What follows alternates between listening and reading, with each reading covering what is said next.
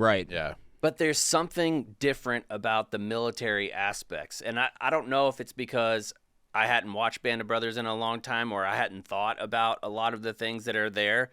I thought they did an amazing job of capturing what it's like when you're about to like roll out and you're about to do combat actions. Yeah. Like I thought when they're standing, I mean, there's a point where the chaplain comes out, you know, and the chaplain's giving a prayer. Like when I was watching that, it gave me like chills thinking about it. I got chills at least 8 times. Too. I can't imagine throughout what that you first and Cons- episode. Right. Like what describe to me the feeling of what it's actually like. You're going into a mission and you know that you might not come back from that mission. Yeah. What's that feeling like that when it's coursing through your brain? For me, like we would go out with 13 trucks is what we would go out with typically.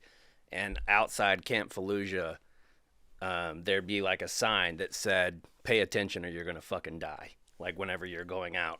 And so you have everybody locked in. The battalion commander comes by and he's like, lock and load.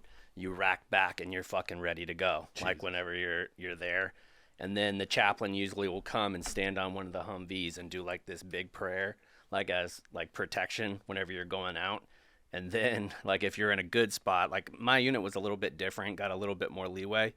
Then the first squad leader would play "Let the Bodies Hit the Floor." Let the bodies every time. Jesus Christ. I was gonna ask. There's no like pregame warm up or. Oh yeah, it's like a free throw line there because you have to. Yeah, you got to get ready. Do you guys You have have like to. headphones in and like you're playing your pump up music? Yeah. I always had like, and I was telling people in the office the other day. When I would walk out, I would always have, like when I was looking for IEDs out in front, I would have my Zune in my pocket with one earphone and listening to Frank Sinatra and one listening to the comms that came in.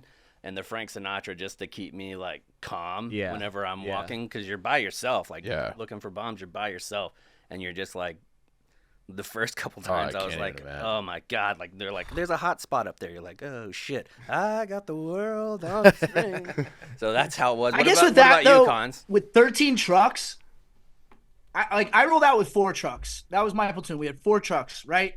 And you get outside the wire, and the further you go, you realize you're just in the middle of nowhere.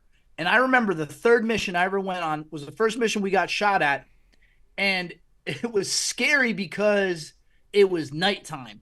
And unless you're from a rural part of this country, I don't think people understand and appreciate what dark really looks like. When you can't really see your hand in front of your face, like if you put your hand out in front of your body and you can't really see it too well, that's dark. There's no ambient light in the middle of Iraq in the desert. There's no like major cities that you're going to get ambient light. Now, you might go out on missions where you get a full moon, so you get a good illum and you can see a little bit better. But I remember that first time going out at night. That was probably the most scared because you can't see anything. You don't know what's going to pop up. You can't see, is there something on the road that looks out of place that you might want to take a second look at before you continue on your route.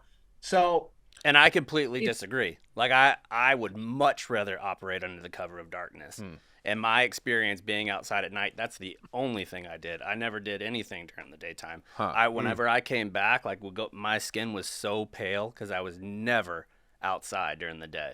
Like, all we did is stuff at night. Really? I thought it was bright. Like, there would be nights out where I didn't even use night vision goggles because you could see so well. So I mean that could be there on is something location to where what we're at. Cons is saying though, because like if you've ever been in like that level of darkness, it's scary even if you're not under threat of war. You know? Like it's just like, this is fucking scary, it's so dark. And so I can't even imagine the heightened sense when you're in like and the reason why I like operating under the cover of darkness is when you're in a city situation and you have lights coming off of buildings, it affects how you could see in windows. It affects all those things. Like, it makes you light blind coming out the other direction. So when you're operating under the cover of darkness, you're more likely to see a shadow, like, move up high. So whenever I would come in, I would have to have eyes on the building that we were approaching and on the ground that was in. I would have much rather done it in the evening time where nobody can I think it's an important distinction to make that Chaps and I operated in two two very distinctly different AOs, areas of operations. He was in an urban environment where I was in a rural environment, and I think that comes into play when you're talking about light versus darkness. And I can understand why you're saying that you'd rather operate in the cover of darkness, whereas with me, dude, I mean, one AO that I was in, there were vineyards all over the place and canals, tons of places for dudes to be hiding. Yeah, and then when I was canal rich too. Like it's a very rural environment.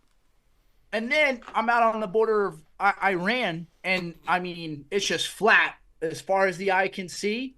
So at night, legitimately, a dude could be running up on you, and you might not see him unless you got night vision on. You're not going to see him until 10 feet away from you. That's crazy. So I think it's important to make that distinction. Now,